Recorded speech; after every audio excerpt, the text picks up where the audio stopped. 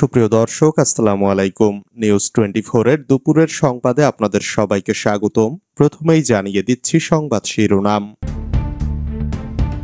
কাতারের আমিরের পাঠানো এয়ার অ্যাম্বুলেন্সে লন্ডনে যাবেন খালেদা জিয়া। 50 বছর পর প্রকাশ্যে মেজর ডালিম, শেখ মুজিবকে নিয়ে বিস্ফোরক মন্তব্য। বিএনপি নেতার মৃত্যুর খবরে বাসায় ছুটে গেলেন জামায়াত আমির। 5ই আগস্টের পর আবারও চাঁদাবাজি শুরু হয়েছে, দাবি ফয়জুল করিমের। বিএনপি চাঁদাবাজি দখলদারি করছে, প্রমাণ করে দেখান। নারায়ণগঞ্জে 4তলা বাড়ি দখলে নিলেন বিএনপি নেতা। ফেসিবাদের বয়ানের দিকে ধাবিত হচ্ছি, যা বললেন সাদিক কায়েম। 15 বছরের গুম শেখ হাসিনা সহ 11 জনের বিরুদ্ধে ট্রাইব্যুনালের গ্রেফতারি পরোয়ানা। এতক্ষণ শুনছিলেন সংবাদ শিরোনাম। পুরো খবর পেতে ভিডিওটি শেষ পর্যন্ত দেখুন। সর্বশেষ সংবাদ পেতে চ্যানেলটি সাবস্ক্রাইব করুন। এবার বিস্তারিত। কাতারের আমিরের পাঠানো এয়ার অ্যাম্বুলেন্সে লন্ডনে যাবেন খালেদা জিয়া। চিকিৎসার জন্য মঙ্গলবার রাতে লন্ডন যাচ্ছেন বিএনপির চেয়ারপারসন খালেদা জিয়া। কাতারের আমির Sheikh Tamim bin Hamad Al থানির পাঠানো বিশেষ এয়ার অ্যাম্বুলেন্সে তাকে লন্ডনে নেওয়া হবে। এর আগে লন্ডন যাত্রার সব প্রস্তুতি শেষ হওয়ার মধ্যে গতকাল রবিবার রাত 9টায় রাজধানীর গুলশানে তার বাসা ফিরোজায় স্থায়ী কমিটির সদস্যদের সঙ্গে শুভেচ্ছা ও কুশল বিনিময় করেছেন খালেদা জিয়া। ফিরোজা থেকে বের হয়ে বিএনপির মহাসচিব মির্জা ফখরুল ইসলাম আলমগীর সাংবাদিকদের কাছে লন্ডন যাত্রার দিনক্ষণ আনুষ্ঠানিকভাবে তুলে ধরেন। মির্জা ফখরুল বলেন, আল্লাহ তাআলার অশেষ রহমতে আমাদের দেশের গণতন্ত্রের আপসীন নেত্রী, জনগণের সবচাইতে আদরের নেত্রী, যিনি দেশের স্বাধীনতা, সার্বভৌমত্ব, গণতন্ত্রের প্রশ্নে আপসীন, তিনি তার চিকিৎসার জন্য আগামী 7ই জানুয়ারি রাতে লন্ডনের উদ্দেশ্যে যাত্রা করবেন। খালেদা জিয়া কবে নাগাদ ফিরবেন জানতে চাইলে তিনি বলেন, এটা চিকিৎসকরা বলতে পারেন, আমরা তো বলতে পারি না। আমরা আশা করি উনি চিকিৎসা শেষে খুব শিগগিরই দেশে ফিরে আসবেন। 50 বছর পর প্রকাশ্যে মেজর ডালিম, শেখ মুজিবকে নিয়ে বিস্ফোরক মন্তব্য। প্রবাসী সাংবাদিক ইলিয়াস হোসেনের লাইভ টক শোতে কথা বলেছেন দীর্ঘদিন আড়ালে থাকা বীর মুক্তিযোদ্ধা মেজর শরীফুল হক ডালিম। তিনি শেখ মুজিবুর রহমানকে সপরিবারে খুনে জড়িত অভিযোগে অভিযুক্ত। লাইভে 50 বছরের সব প্রশ্নের উত্তর দিয়েছেন মেজর ডালিম। রোববার রাতে বিশেষ লাইভে যুক্ত আছেন বীর মুক্তিযোদ্ধা মেজর ডালিম। বীর বিক্রম শিরোনামের লাইভে যুক্ত হন সাবেক এই সামরিক কর্মকর্তা। ইলিয়াসের নিজের ইউটিউব চ্যানেলে প্রচারিত টক শোটি মুহূর্তেই ভাইরাল হয়। টক শোতে বাংলাদেশের মহান মুক্তিযুদ্ধের ইতিহাস ও 75-এর 15ই আগস্টের নেপথ্যের ইতিহাস তুলে ধরেন বিশেষ নির্বাসিত আলোচিত এই সাবেক সামরিক কর্মকর্তা। টক শোর শুরুতে মেজর ডালিম বলেন, দেশবাসীকে, বিশেষ করে নতুন প্রজন্মের ছাত্র জনতাকে যারা আংশিক বিজয় অর্জন করেছেন, তাদের লাল শুভেচ্ছা জানাই। বিপ্লব একটি সমাজ, যে কোনো রাষ্ট্রে একটি চলমান প্রক্রিয়া। সেই অর্থে তাদের বিজয় এখনো পুরোপুরি অর্জিত হয়নি, তার জন্য আরো সময় প্রয়োজন। 24-এর গণ অভ্যুত্থানের নেপথ্যের নায়ক ছাত্র জনতাকে পরামর্শ দিয়ে তিনি বলেন, সম্প্রসারণবাদী হিন্দুত্ববাদী ভারত, যার কবজায় আমরা প্রায় চলে গিয়েছি, সেই অবস্থান থেকে সেই 71-এর মতো আরেকটা স্বাধীনতা অর্জন করতে হবে। তা না হলে বিপ্লব ব্যর্থতায় পর্যবসিত হবে। 75-এর হত্যাকাণ্ডের নেপথ্যের কারণ জানতে চাইলে তিনি বিস্তারিত ইতিহাস তুলে ধরেন। মেজর ডালিম বলেন, খুবই স্পর্শকাতর প্রশ্ন। নিজের বাদ্য নিজে বাজানো যায় না। প্রথম কথা, 15ই আগস্ট কোনো বিচ্ছিন্ন ঘটনা না, এটার সূত্রপাত হয় মুক্তিযুদ্ধ চলাকালীন অবস্থায়। আমরা বুঝতে পেরেছিলাম বাংলাদেশের মুক্তিযুদ্ধটা কাদের ইন্টারেস্টে হচ্ছে। এটাকে আমাদের ইন্টারেস্টের জন্য হচ্ছে যে আমরা মুক্তিযুদ্ধ করে দেশ স্বাধীন করব, নাকি অন্য কোন উদ্দেশ্যে কাজ করব।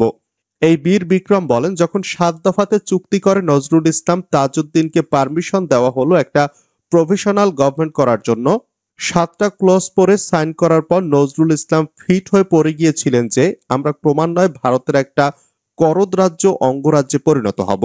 তিনি বলেন, শেখ মুজিব তার জুলুমের মাত্রা এতটাই তীব্র করেছিল স্বৈরাচারী আচরণের মতো যে তখন মানুষ রবের কাছে মুক্তি চাচ্ছিল তার জুলুমের অবসানের জন্য। মেজর ডালিম বলেন, মুজিব তো মারা যায়নি, মুজিব একটি সেনা অভ্যুত্থানে নিহত হয়েছেন। সেনা অভ্যুত্থান তো আর খালি হাতে মার্বেল খেলা না, ওখানে দুই পক্ষ থেকেই গোলাগুলি হয় এবং হতাহত হয় দুই পক্ষেই। যেমন মুজিবের পক্ষের কিছু লোক মারা গেল, সেভাবে সেনা অভ্যুত্থানকারী বিপ্লবীদের পক্ষ থেকেও কিছু লোক প্রাণ হারায়, এটাই বাস্তবতা। কিন্তু বিপ্লবীরা বিজয়ী হয়ে গেল, তারা ক্ষমতা নিজের হাতে নিয়ে নিল। তিনি বলেন, মুজিবের মৃত্যুর খবর জানার পর আর বাকশালের পতনের খবর জানার পর শহর বন্দর গ্রামের লাখ লাখ মানুষ আনন্দ মিছিল বের করলো। যে সমস্ত রাজনৈতিক নেতা বা দলগুলো আন্ডারগ্রাউন্ড ছিল তারাও জনসমর্থন নিয়ে রাস্তায় চলে আসে। এভাবেই জনস্বীকৃতি পেয়েছিল 15ই আগস্টের বৈপ্লবিক সামরিক অভ্যুত্থান। 24-এর বিপ্লবীদের উদ্দেশ্যে মেজর ডালিম বলেন, বর্তমান প্রজন্মের বিপ্লবীদের ছাত্র জনতার বিপ্লবী কর্মর যদি কোনো রকম অবদান রাখতে পারি আমাদের নিজস্ব অভিজ্ঞতা যোগাযোগ থেকে, তাহলে আমরা সেটা করতে প্রস্তুত, পিছপা হব না ইনশাল্লাহ। আমরা তাদেরকে শ্রদ্ধা সালাম ও বিপ্লবী সালাম সাথে মন থেকে দোয়া করছি তাদের বিপ্লব যাতে ব্যর্থ না হয়, তারা যাতে বিজয় অর্জন করে সুখী সমৃদ্ধি শক্তিশালী বাংলাদেশ গড়ে তুলে তাদের দুর্জেয় ঘাঁটি হিসাবে গড়ে তুলতে পারে। জাতীয় সঙ্গীত ইস্যুতে মেজর বলেন, বাংলাদেশের জাতীয় সঙ্গীত রবীন্দ্রনাথ ঠাকুরের না হয়ে কাজী নজরুল ইসলাম বা অন্যান্য স্বনামধন্য দেশীয় কবিদের গানে হতে পারত। ভিনদেশী একজন কবির গানকে জাতীয় সঙ্গীত বানানোকে পৃথিবীর ইতিহাসে বিরল বলে মন্তব্য করেন তিনি। বিএনপি নেতার মৃত্যুর খবরে বাসায় ছুটে গেলেন জামায়াত আমির। বিএনপির প্রবীণ নেতা ও ঢাকা 14 আসনের সাবেক সংসদ সদস্য এস এ খালেকের মৃত্যুতে পরিবারকে সান্ত্বনা দিতে মিরপুরের দারুস সালামে তার বাসায় ছুটে যান বাংলাদেশ জামায়াত ইসলামের আমির ডাক্তার শফিকুর রহমান। জামায়াত আমির মরহুমের লাশ দেখে পরিবারের প্রতি সহমর্মিতা প্রকাশ করেন। তিনি মরহুমের মানব কল্যাণমূলক কাজ স্মরণ করে রুহের মাগফিরাত কামনায় দোয়া করেন। এছাড়া তিনি শোক সন্তপ্ত পরিবারের সদস্যদের ধৈর্য ধারণ করার তৌফিক কামনা করেন। এ সময় জামায়াতের আমিরের সঙ্গে উপস্থিত ছিলেন সংগঠনের কেন্দ্রীয় নির্বাহী সদস্য ও ঢাকা মহানগরী উত্তরের আমির মোহাম্মদ সেলিম উদ্দিন। এছাড়া মহানগরীর অ্যাসিস্ট্যান্ট সেক্রেটারি মোহাম্মদ মাহফুজুর রহমান, দারুসালাম থানার আমির হাকিম আব্দুল মান্নান সহ থানার জামায়াত ইসলামের অন্যান্য নেতৃবৃন্দ উপস্থিত ছিলেন। 5ই আগস্টের পর আবারও চাঁদাবাজি শুরু হয়েছে দাবি ফয়জুল করিমের। ইসলামী আন্দোলন বাংলাদেশের সিনিয়র নায়েবে আমির মুফতি সৈয়দ মোহাম্মদ ফয়জুল করিম বলেছেন, 5ই আগস্টের পর আবারও চাঁদাবাজি শুরু হয়েছে, আবারও সব অন্যায় অপরাধ দেদারসে চলছে। বৈষম্য বিরোধী আন্দোলন হয়েছে সমাজের সব বৈষম্য দূর করার জন্য, সব ক্ষেত্রে সমতা রক্ষার জন্য। যে বৈষম্যের জন্য আন্দোলন হয়েছে সেই বৈষম্য দূর হয়নি। 1971 সাল থেকে 2024 পর্যন্ত যারাই ক্ষমতায় ছিল তারা বৈষম্য দূর করতে পারেনি। 5ই আগস্টে জীবনের মায়া ত্যাগ করে রাজপথে ঝাঁপিয়ে পড়েছিলাম, যেটার জন্য আন্দোলন করেছি, সেই বৈষম্য দূর হয়নি। বিএনপি চাঁদাবাজি দখলদারি করছে, প্রমাণ করে দেখান, বললেন আমিনুল হক। কেন্দ্রীয় বিএনপির ক্রীড়া বিষয়ক সম্পাদক ও ঢাকা মহানগর উত্তর বিএনপির আহ্বায়ক আমিনুল হক অন্তর্বর্তী সরকারকে উদ্দেশ্য করে বলেছেন, সংস্কারের নামে আপনারা নির্বাচনকে পিছিয়ে দেওয়ার যে চেষ্টা করছেন, বাংলাদেশের মানুষ এটাকে কিন্তু কোনোভাবেই মেনে নেবে না।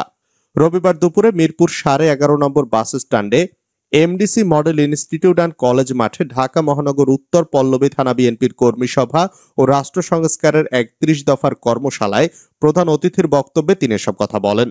তিনি বলেন, আপনারা সংস্কারের কথা বলছেন, আমরাও বলছি, আসুন আমরা সকলে মিলে ঐক্যমতের ভিত্তিতে দেশের সকল রাজনৈতিক দলগুলোকে একত্রিত করে চলমান যে সংকট রয়েছে আমরা তার সংস্কার করি। নারায়ণগঞ্জে 4 তলা বাড়ি দখলে নিলেন বিএনপি নেতা। নারায়ণগঞ্জের সোনারগাঁও উপজেলা বিএনপির সভাপতি আজহারুল ইসলাম মান্নানের নেতৃত্বে পিরোজপুর ইউপির 9 নং ওয়ার্ড এলাকায় একটি 4 তলা বিল্ডিং জোরপূর্বক দখল করে নেওয়ার অভিযোগ করা হয়েছে। এ সময় বাড়ির লোকজনকে মারধর করে টেনে হিঁচড়ে বের করে দেওয়া হয়। এ নিয়ে উপজেলা নির্বাহী অফিসার বিভিন্ন দপ্তরে লিখিত অভিযোগ করেও কোনো প্রতিকার পাচ্ছেন না তারা। রোববার দুপুরে নারায়ণগঞ্জ প্রেস ক্লাবের সংবাদ সম্মেলন করে এ অভিযোগ করেন ভুক্তভোগী হাজী মমতাজ বেগম। এ সময় তার স্বামী তমিজউদ্দিন, ছেলে মাহবুব হোসেন সহ পরিবারের অন্যান্য সদস্যরা উপস্থিত ছিলেন। ফেসিবাদের বয়ানের দিকে ধাবিত হচ্ছে, মন্তব্য সাদিক কায়েমের।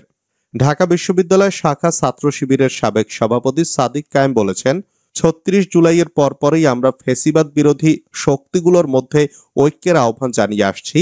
বিভাজনের দিকে অগ্রসর হলেই পতিত ফ্যাসিস্ট স্বাভাবিকভাবেই ফ্লোর পাবে সংগঠিত হওয়ার জন্য। ঐক্য নির্মাণের লক্ষ্যে স্টেক হোল্ডারদের সঙ্গে কথা বলেছি, বসেছি, অনুরোধ করেছি।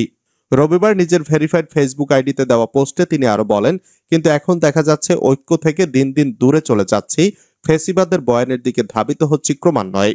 সংঘাতের দিকে অগ্রসর হওয়া কখনোই সুফল বয়ে আনবে না। আর কত রক্ত ঝরবে, আর কত শহীদ হবে, হাজার হাজার শহীদ চোখের সামনে দেখেছি। তিনি বলেন, আমরা আর বিভাজন চাই না। মতাদর্শিক দূরত্বকে সম্মান জানিয়ে গঠনমূলক প্রতিযোগিতা জারি থাকুক। কমন সেট অফ গোলস নিয়ে আসুন, কাজ করি দেশের জন্য, শহীদদের জন্য, জুলাইয়ের জন্য। শেখ হাসিনা সহ 11 জনের বিরুদ্ধে ট্রাইব্যুনালের গ্রেফতারি পরোয়ানা। আওয়ামী লীগের 15 বছরের শাসন আমলে গুমের ঘটনায় শেখ হাসিনা সহ 11 জনের বিরুদ্ধে গ্রেফতারি পরোয়ানা জারি করেছে আন্তর্জাতিক অপরাধ ট্রাইব্যুনাল।